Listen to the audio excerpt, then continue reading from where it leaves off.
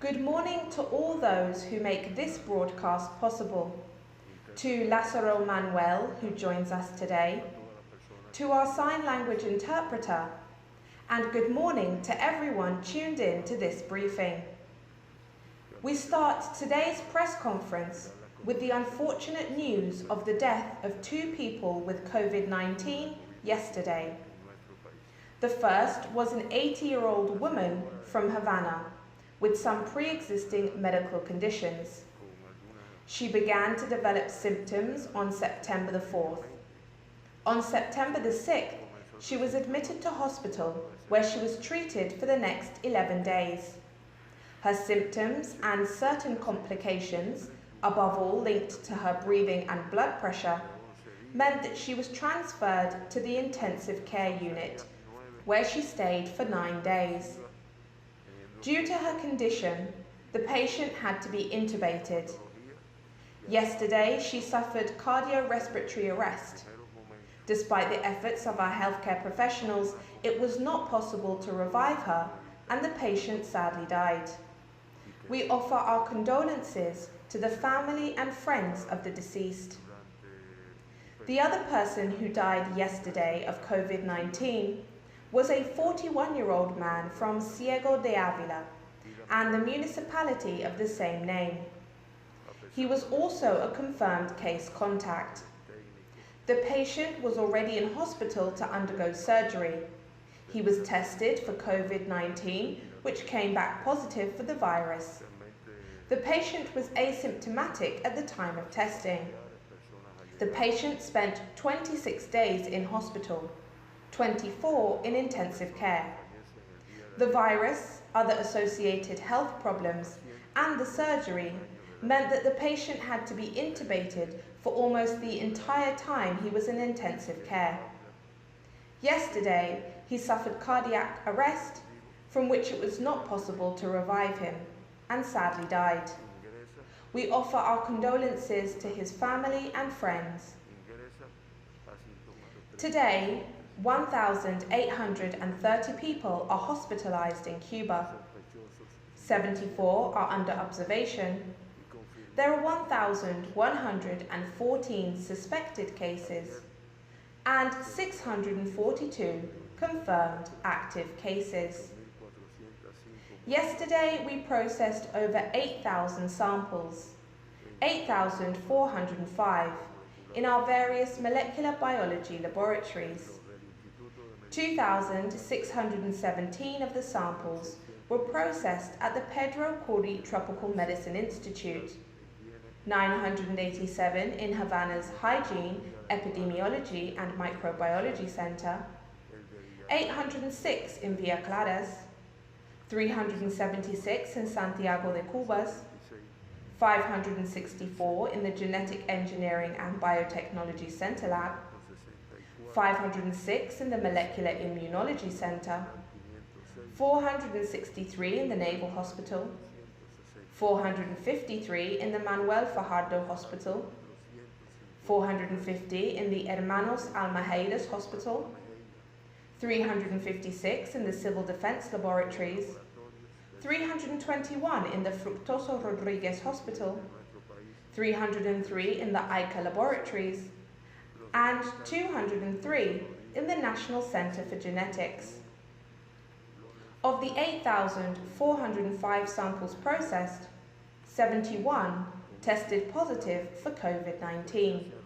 That's 71 people with the virus. This brings the total number of samples processed in the entire country since the pandemic began to 524,374, of which 5,004, or 0.95% of people, have tested positive for the virus. As I always mention, samples from all of the country's territories were tested. 139 from Pinar del Rio, 5,674 from Havana, 243 from Mayabeque, 151 from Matanzas, 155 from Cienfuegos, 531 from Sancti Spiritus, 651 from Ciego de Ávila, 331 from Camagüey, 174 from Holguín, 137 from Santiago de Cuba, and so on and so forth from all of the country's territories. All of the 71 positive cases diagnosed yesterday are Cubans.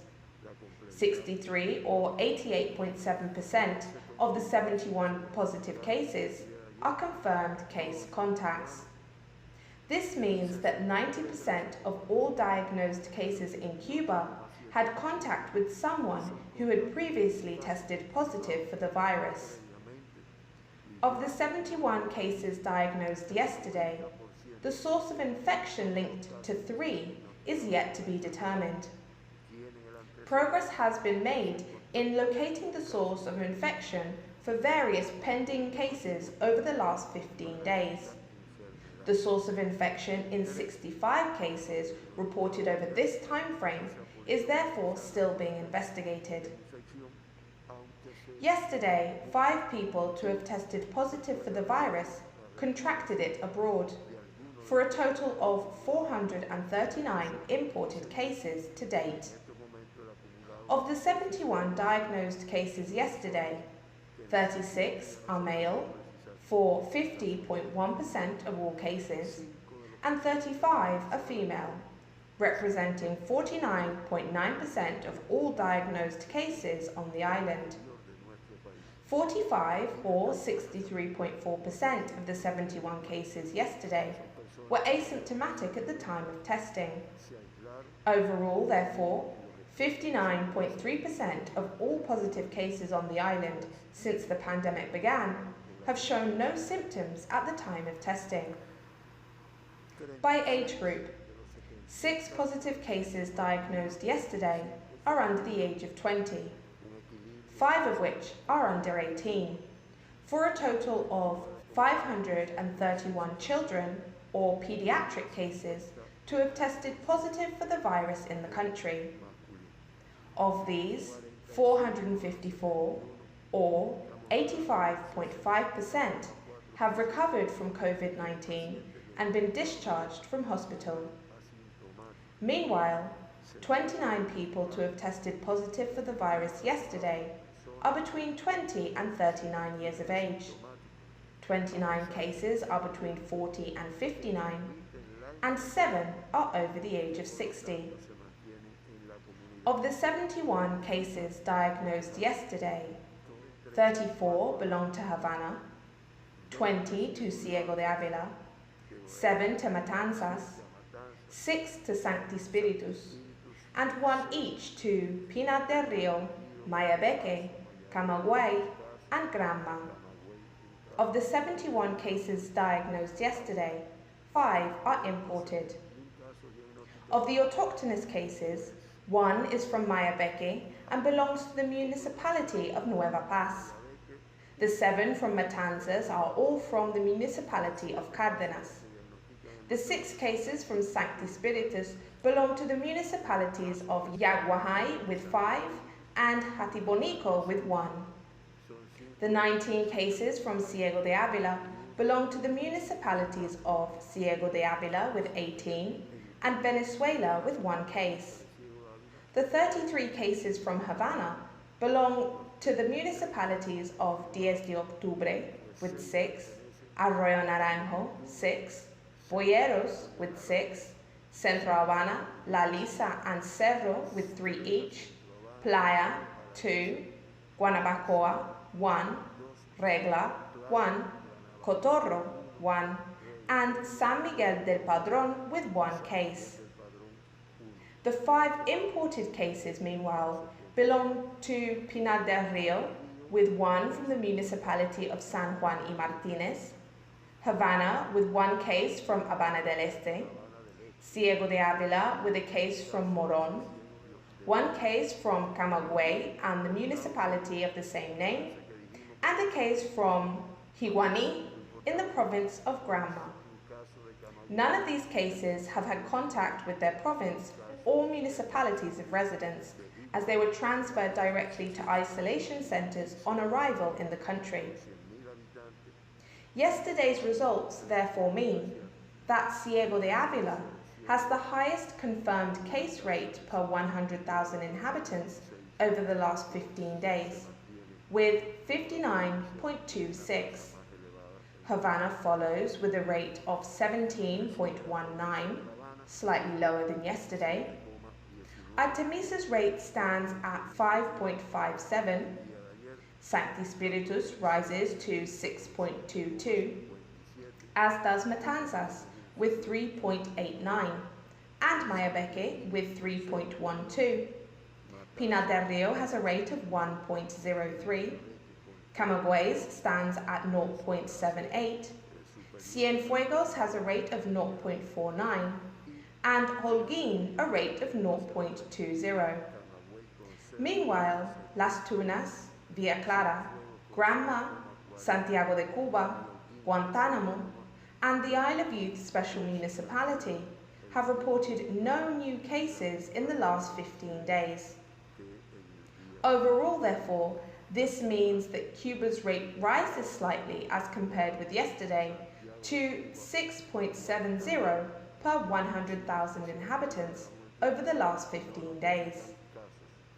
To summarize, of the 5,004 people who have been diagnosed with the virus thus far in Cuba, 642, or 13%, are active hospitalized cases.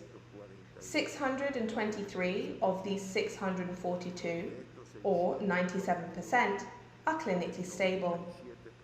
Yesterday, 2 people died as a result of the virus, meaning that the COVID-19 death toll on the island now stands at 111, with a mortality rate of 2.21%, lower than the global rate of 3.14%, and regional rate, which stands at 3.42%.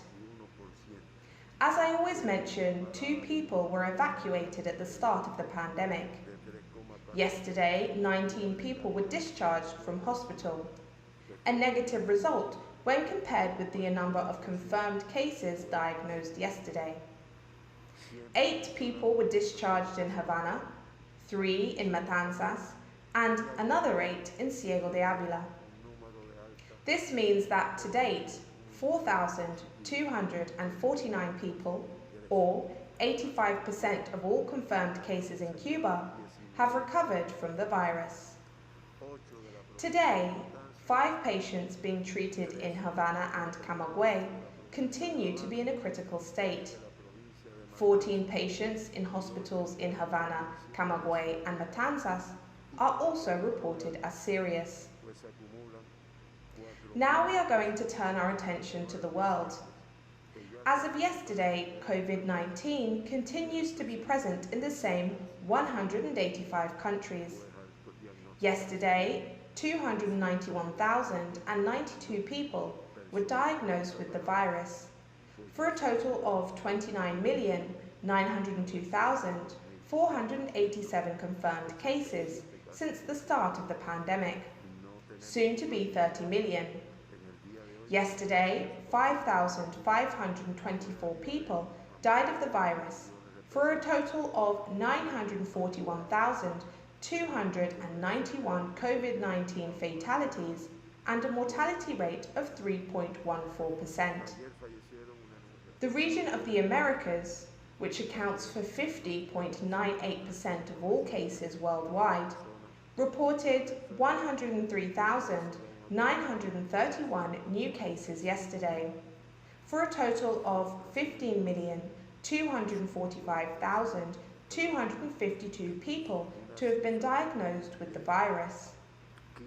Meanwhile, the death toll in the Americas currently stands at 522,420 and a mortality rate of 3.42%.